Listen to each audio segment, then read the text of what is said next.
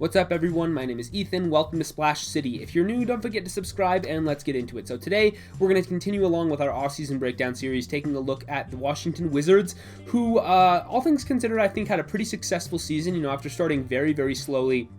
They weren't very good at all early on in the season, dealt with some protocol stuff and some injuries through most of the year, but were able to put together a really nice winning streak down the stretch of the season and make it into the play-in tournament and then get into the first round in the Eastern Conference, ultimately losing to the Philadelphia 76ers in 5 games there. So the situation for Washington, it was a good year for them to be able to make it back to the playoffs for the first time in a couple seasons, but obviously Bradley Beal's his commitment to the team is kind of hanging over the heads of everybody right now, as it has been for the past couple of seasons, right? While they haven't been in the playoffs, and everybody's kind of wanting to push him out the door out of Washington. We'll see if it happens this offseason. He could always put in the trade request. He's only got a year left on his contract before he's got a player option for the following season, so he could be on his way out if he wants to be, but so far he's remained committed to Washington. So I guess we'll see if anything changes on the Bradley Beal front, but that's kind of the going to be the theme for them this offseason, as it has been, like I said, for the past couple of years. Also still have Russell Westbrook on the team and a bunch of other decent to good role players, so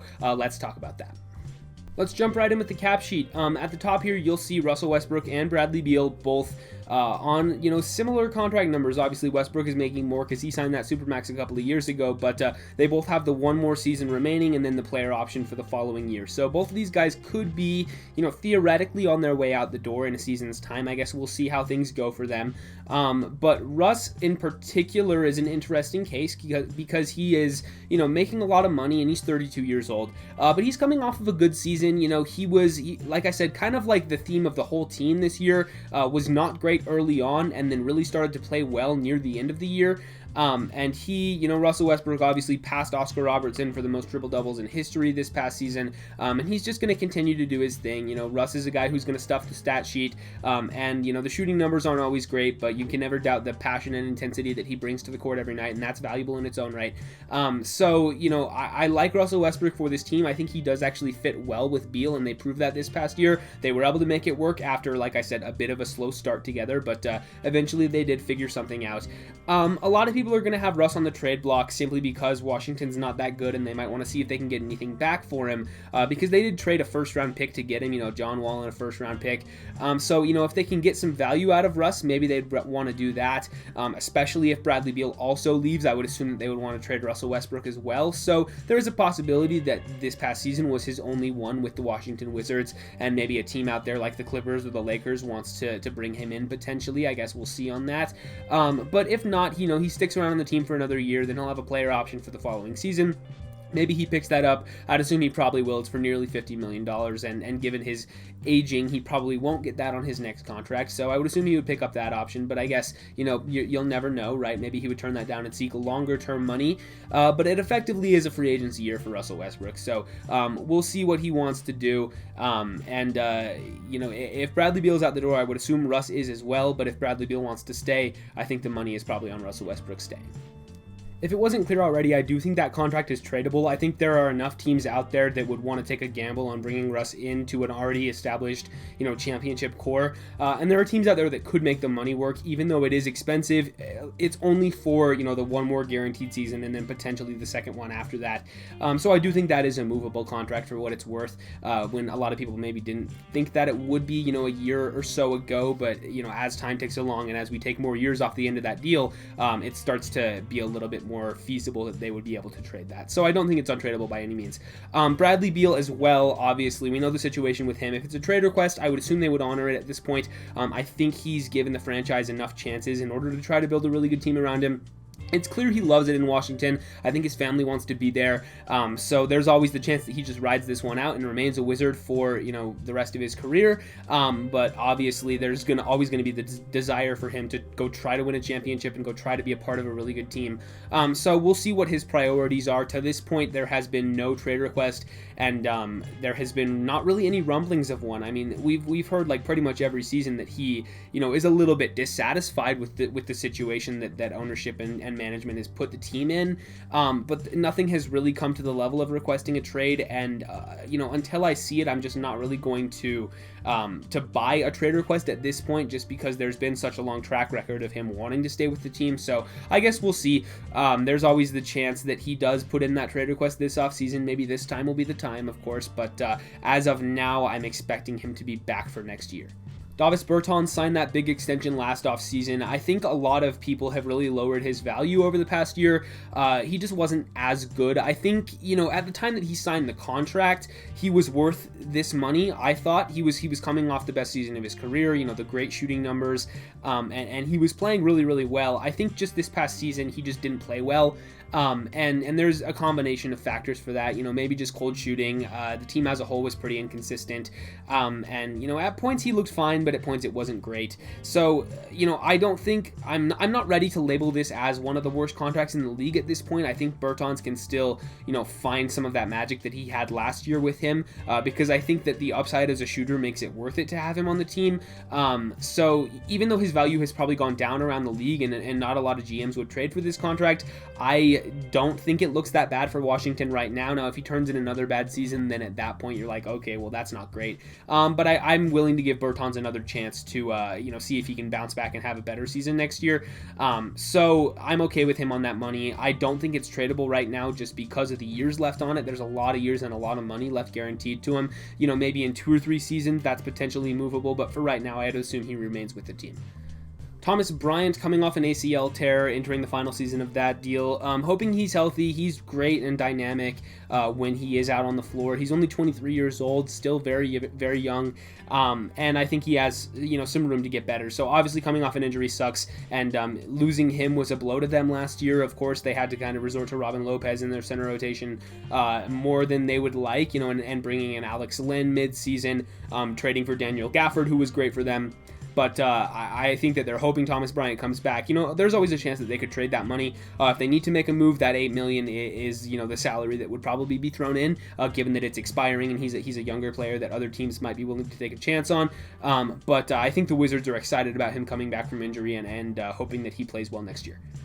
Robin Lopez and Ish Smith, both free agents. I think, both of these guys played big roles for the Wizards this past year, and I think the team does value them. If they both want to come back on minimums or close to minimums, then that would be the play, I think, but I wouldn't pay them, I wouldn't pay either of them the mid-level again, because that's what they're both on. Lopez was for that mid-level last year, and then Ish Smith, I think, signed the mid-level a couple of seasons ago.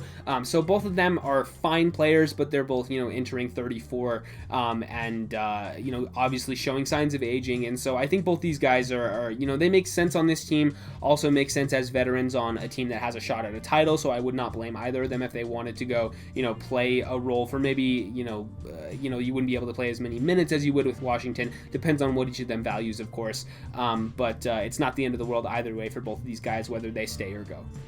A couple of younger guys here: Rui Hachimura, Denny Avdia, Chandler Hutchison. Hachimura and Avdia are both, part of the young core of this team. Avdia had that season-ending ankle fracture, I think it was, ankle injury, something that happened late in the regular season there, so he missed the rest of the season, but I really liked him in the draft. I was surprised that he fell to them at, I think, the 9th overall pick, was it, last year? Avdia is really good. I think he's got a lot of room to get better. I think he's got a lot of potential. I feel the same way about Hachimura. Hachimura actually had a great season in his sophomore year. I think he made a lot of improvements across the board, and I think he's a really nice player to have for the future. I don't think either of these guys are realistically ever going to be all-stars, probably, but I think both of them can be really, really good role players, or a little bit above role player status, whatever you want to call it. I think both these guys have a bright future ahead, and I'm glad that the Wizards have them on the team for their sake. And then Chandler Hutchison has that team option for next year. He was brought in from the Bulls. Honestly, not sure they're going to pick that team option up. He hasn't really done much in his NBA career so far. It's been 3 years and has struggled to get on the court. He might have some potential left, but he is 25. He was an older rookie when he came in, and later first-round pick. I'm not entirely sure they're sold on bringing him back. He was kind of a throw into that trade in the first place. So not entirely sold on Hutchison. So maybe they decline that option and let him go. But I don't think there's an extension for him, even though he's eligible for one this offseason. He's going to have to prove it next year. I think if they do turn down that option, he'll probably get another chance on a different team. but it's pretty, it's getting close to being his last shot in the NBA. Couple of other veteran free agents down here, Raul Neto and Alex Len. I want to lump them in with Ish Smith and Robin Lopez. If the Wizards want to bring them back, try to make a playoff push again next season, and I assume they will if Bradley Beal's on the roster, trying to make the playoffs, that is. It makes sense to have some of these veterans on the team. Neto became a spot starter for them late in the season. He's a very, league average role player type guy. He's nothing special, but he's, serviceable if you have to play him minutes. And then Alex Len, a little bit below average. I'm not sure that I love Alex Len.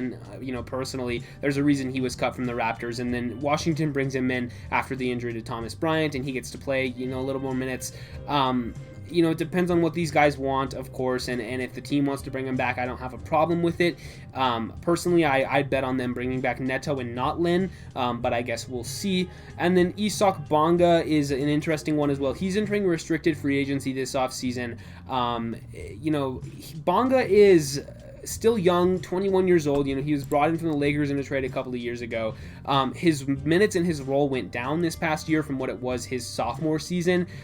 So we'll see what he's like under a new coach, because it's not going to be Scott Brooks anymore, and so they're going to have a new coach in there, and we'll see if Bonga is able to find a good favor under whoever the new coach is. But he's restricted, so we'll see if they want to bring him back. If not, I think another team will take a look at him because he does still have some higher potential, and we will see if there's anything in store for Bonga. But it's really not the end of the world if the Wizards bring him back either way. They have other young prospects already that they're going to be trying to take care of here, and so it's they don't necessarily really care about him too much, I don't think.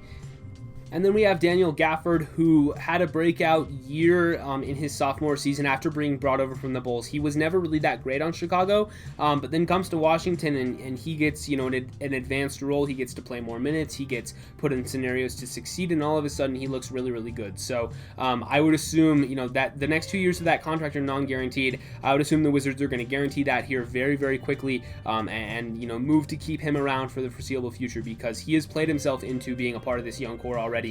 Even in just half a season. Gafford was really, really good for them down the stretch of the season, and after pretty much being a castaway from the Bulls, now he's looking like he really has a spot on this team. So good for him for playing himself into that. Anthony Gill, non-guaranteed. He was fine this past year. He's already 28, so it's not really the end of the world. Not a big deal either way, whether they bring him back or don't. It's non-guaranteed, so I'd assume he'd have to compete for a roster spot in camp anyway. And then Caleb Holmesley. I'm a little embarrassed to admit this, but I think this might be the only player in the league that I had never heard the name of before, doing this series so far. Looking at this cap sheet, I was like, who is Caleb Holmesley? Never heard of this guy. Apparently he had played for the G League team, had been in the G League a little bit before, and they signed him. He has not played a game for them, so I guess that would explain why I've never heard of him, because he has never gotten in an NBA game. He doesn't have any games under his belt, but they signed him to this 4-year contract, so apparently they liked what they saw out of him in the G League. I would assume he comes back for next season, given that they were willing to invest a couple of years in the guy, and I guess we'll probably see him on the NBA floor next year, so good for him for getting his opportunity. And then a couple of two-way players. Garrison Matthews actually had a pretty significant role for them. This past year, played around 16 minutes a game, played in 64 games, started 24 of them. So I would assume he's back, just considering how many minutes he played for them last year. I guess if the new coach doesn't like him, maybe not. But on a two-way contract, maybe he's a guy that they bring up and sign him to a guaranteed deal for the next couple of seasons. Because at only 24 years old, he's probably played himself into being an NBA player. Don't know how good of an NBA player. He probably shouldn't be starting for you, but I think he at least deserves a spot on the roster, so they'll probably bring him up. And then Cassius Winston was a late second round pick, a 53rd overall.